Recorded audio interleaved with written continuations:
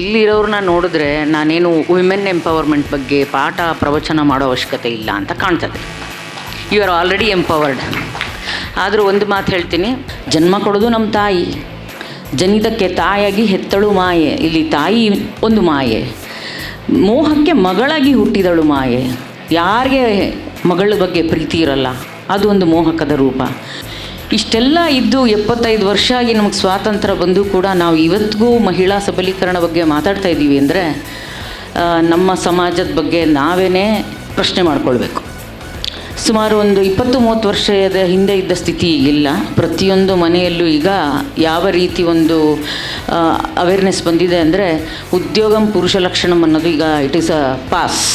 ಮನುಷ್ಯ ಲಕ್ಷಣಂ ಈಗ ಎಲ್ಲರೂ ದುಡಿಬೇಕು, ನಾವು ನೀವು ಎಲ್ಲರೂ ದುಡಿಬೇಕು. ದುಡಿದ್ರೇ ಇವತ್ತಿನ ದಿನಗಳಲ್ಲಿ ಅದು ನಮಗೆ ಕೊಡೋ ಆರ್ಥಿಕ ಸ್ವಾತಂತ್ರ್ಯ ಇದೆಯಲ್ಲ, ಅದು ನಮ್ಮ ನಿಜವಾದ ಸ್ವಾತಂತ್ರ್ಯ.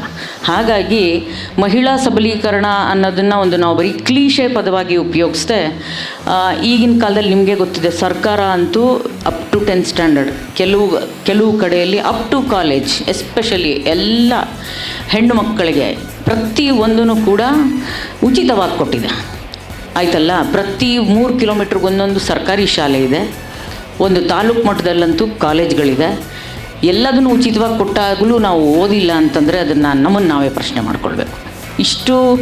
ಇಷ್ಟು ಮುಕ್ತವಾಗಿ ಇಷ್ಟೊಂದು ಒಳ್ಳೆ ಮನಸ್ಸಿಂದ ಸರ್ಕಾರ ಎಲ್ಲ ವ್ಯವಸ್ಥೆನೂ ಮಾಡಿದೆ. ಅದನ್ನು ನಾವು ಉಪಯೋಗಿಸ್ಕೊಂಡು ಮೊದಲನೇದಾಗಿ ವಿದ್ಯಾವಂತರಾಗಬೇಕು. ನಾವು ವಿದ್ಯೆ ಇಲ್ಲ ಅಂದರೆ ಏನೂ ಇಲ್ಲ ಇವತ್ತಿನ ಲೆಕ್ಕಕ್ಕೆ.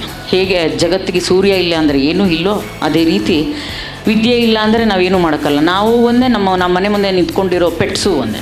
ಯಾಕಂದರೆ ಪಾಪ ಅವು ಓದೋಕ್ಕಾಗಲ್ಲ, ಅವು ಓದಿಲ್ಲ, ನಮಗೆ ಬಂದರೂ ನಾವು ಓದಿಲ್ಲ ಅಂತ. ಹಾಗಾಗಿ ನಾವು ನಮ್ಮ ಕಾಲ ಮೇಲೆ ನಿಂತ್ಕೋಬೇಕಂದ್ರೆ ವಿದ್ಯೆನ ಕಲಿಬೇಕು, ನಮಗೆ ಸೂಕ್ತ ಅನಿಸೋ ಉದ್ಯೋಗನ ನಾವು ಹುಡುಕಬೇಕು, ಅದರಲ್ಲಿ ತೊಡಗಿಸ್ಕೋಬೇಕು. ಇವತ್ತು ಉದ್ಯೋಗಂ ಮನುಷ್ಯ ಲಕ್ಷಣಂ, ಎಲ್ಲರೂ ಉದ್ಯೋಗ ಮಾಡಬೇಕು.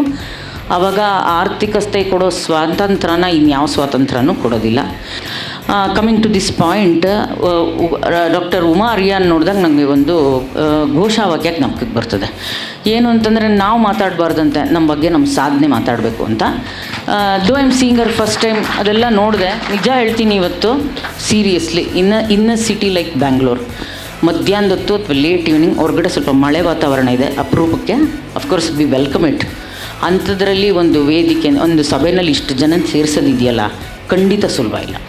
ಅನೇಕ ಜನಗಳಿಗೆ ಇದರ ಪ್ರಯೋಜನ ಖಂಡಿತ ಸಿಗಲಿ, ಹಾಗೂ ಸಮಾಜ ನಿಮ್ಮಂಥವರಿಂದ ಇನ್ನೂ ಹೆಚ್ಚು ಪ್ರೋತ್ಸಾಹಿತವಾಗಿ, ಇನ್ನೂ ಹೆಚ್ಚು ಊರ್ಧ್ವಮುಖಿಯಾಗಿ ಬೆಳೀಲಿ ಅಂತ ಕೋರ್ತಾ ನನ್ನ 2 ಮಾತುಗಳನ್ನ ಮುಗಿಸ್ತೀನಿ. ಧನ್ಯವಾದಗಳು.